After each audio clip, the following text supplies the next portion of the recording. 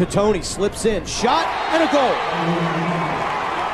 And Virginia just made their changes. That took a good 15 seconds. German steps in and scores. It doesn't matter. Tyler German. We're going to have a lot of close games. I mean, we just are not the kind of team that's going to bury anybody, I don't think. And so we just got to make the most of these situations that arise when a game is being decided. We got to be the smarter and better team in those situations. We got to get a game to that point, and then we got to make the right play at the right moment. Reisner start with one on the ball. He'll force him right to action. You'll see the goalie come out here. There's no more keep it in. He calls across. Right, Reed slips. Howard is able to pick it up. Here come the Cavaliers. It's Ryan Tucker. I feel like I was pretty confident in my shooting stroke today. And I was finding the net, fortunate enough to find the net in some of those areas. It was no really set play. We were just focused on having a really patient possession and trying to find something really good, which ended up happening. One timeout still left for the Cavaliers. German wheels it back. Tucker, time, boom, sticks it! We are tied once again. We're just not making very good decisions, and those decisions are really killing us. We all took turns, but when we're getting 15 goals, we got to find a way. We got to win a game. 15. That's how we got to overtime. Caholen down the alley. Quick slide again for Hopkins. Got to be a quick recovery by Casanova. Discommunication. Caholen shoots. He scores. Virginia wins. Terry Foy inside Lacrosse here with Christian Sweezy at Homewood Field after Virginia's 16-15 overtime victory over Johns Hopkins. And Christian, obviously it was an incredible game, up and down, over 80 shots, unbelievable face-off play, unbelievable physicality, unbelievable shooting. What do you think was the deciding factor in Virginia's win?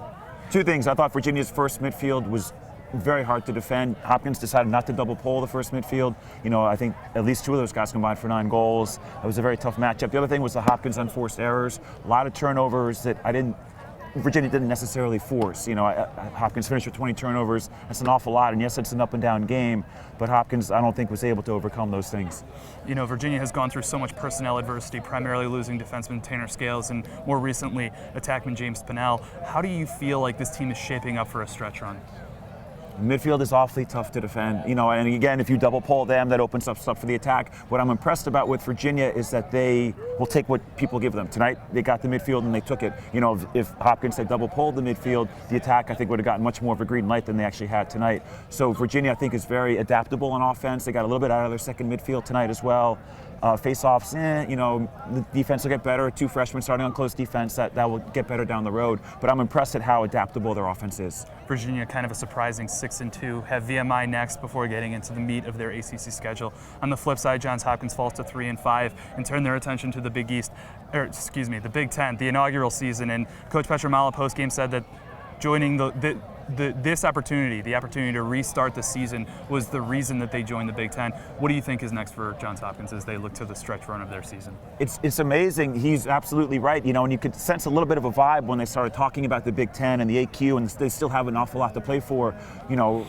If you had 5 losses and didn't have that AQ sitting there, I think you'd be in a lot of trouble. So they have, it's almost a second chance for them. You can, the conference season, you can get your kinks out, you can figure out what works or what doesn't work, and then you have to get it right for the conference season. And Hopkins hasn't made a lot of changes yet, but I suspect that some are coming. And I'll be curious to see what they are. I think they need a little bit more athleticism on defense, and I wouldn't mind seeing a little bit more athleticism on attack as well. It's March 21st. This is the type of game that lacrosse is all about, and certainly a great kickoff to what in many respects is the second half of the college lacrosse season. I don't care what anybody says. Our season's still ahead of us.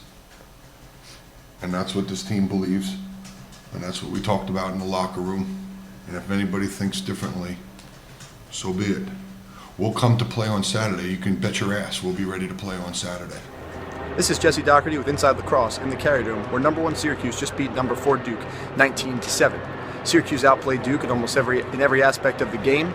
Offensively, the Orange scored 19 points and 13 in the first half. Defensively, they shut down star midfielder Miles Jones. At the face-off X, Ben Williams won 14 of 22 for the game and 13 of 16 in the first half to propel the Orange to a lead it would never give up. Syracuse was able to hold Jones to just 1 point, which was an assist, as he took 8 shots and was continually stonewalled by Syracuse goalie Bobby Wardwell. He also was guarded by midfielder Peter McCartney and double-teamed often by defenders Brandon Mullins and Sean Young.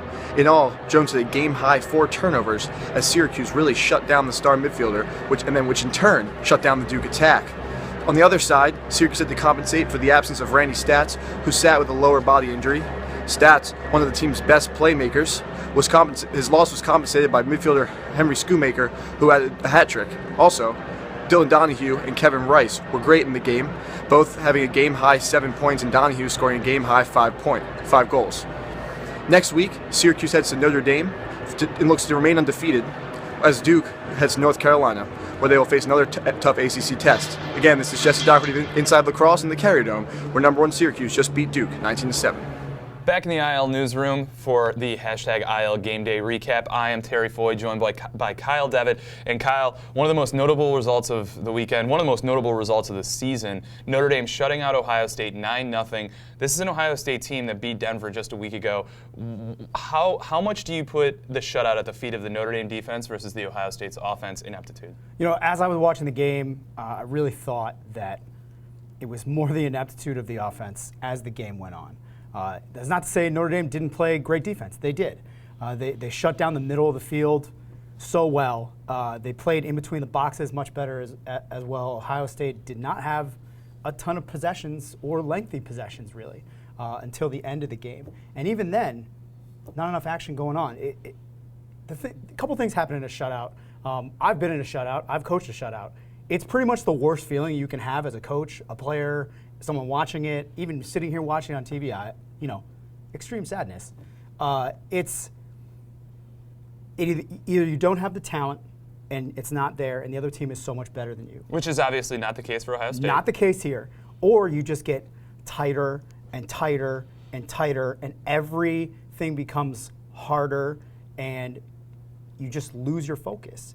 And you go as hard as you can on your 1 point, and the team doesn't come together around you to score the goal, and it doesn't happen for you. And as the game went on, it just seemed like it was just never going to happen. Goalie Shane Doss made 11 saves, and it seems like Notre Dame, who had been really impressing folks with their offense at the beginning of the season, now might have solidified both the defensive end of the field and also their goaltending position, which had been a little bit more uneven to start the season. What did you see from Doss? He made 11 saves. I would say of those 11, 2 to 3 were of the, oh, that's a great save variety. There's a lot of different kinds of ways you can make saves. A couple of them, he saved a bouncer that went off his head that he moved to kind of get a piece of to get it out of the net. That was impressive. That was somewhere in the third quarter. But it was more that the defense was putting sticks on shots, putting stick on stick, and altering a lot of shots that Ohio State was taking. One of the biggest upsets of the day on Saturday, Dartmouth 12 over number 16 Harvard in double overtime. Harvard now on a 3-game losing streak. This was an Ivy League tilt against a Harvard team that had been playing well both offensively and defensively prior to this current losing streak. What did you see from the Big Green? I mean, they jumped out to a 3-0 lead, and they kept it, and then Harvard came back and tied it a couple times. And actually the play to tie the game was exceptional by Ian Ardrey, one-on-one on the wing, just to put it high side, near side on the keeper. And Harvard had a chance to win this game in overtime as well. It didn't drop for them. They had a great matchup. They had Lang, freshman's kind of their best player at this point. He had a short stick, didn't go, passed it, called a timeout, and that was their matchup. Ball ended up going the other way, and Jack Corsia scores a great goal. Dartmouth under first-year coach Brendan Callahan had started 0-3, now have 2 straight 1-goal wins, first over Wagner 3 weeks ago, and now again over Harvard. What do you see out of this Big Green team? What can folks expect from them over the course of the rest of the season? Here's the thing about Dartmouth. Dartmouth is in northern New Hampshire, where I'm from. Not necessarily northern New Hampshire, but northern New Hampshire is where all the, there's a line, and it's called Concord, and you go above that, and things start getting weird, and you're like going through a time loop. Dartmouth is very hard to play at.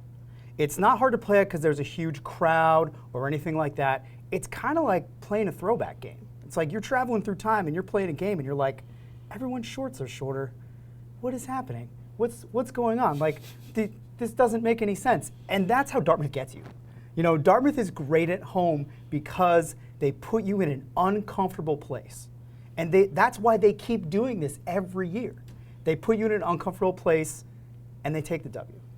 Two other notable results from the weekend. Marquette suffering their first loss of the season at the hands of Georgetown, who now has back-to-back wins over ranked opponents. 10-9, the Hoyas were able to withstand a late game surge from the Golden Eagles that has become very familiar over the course of the season.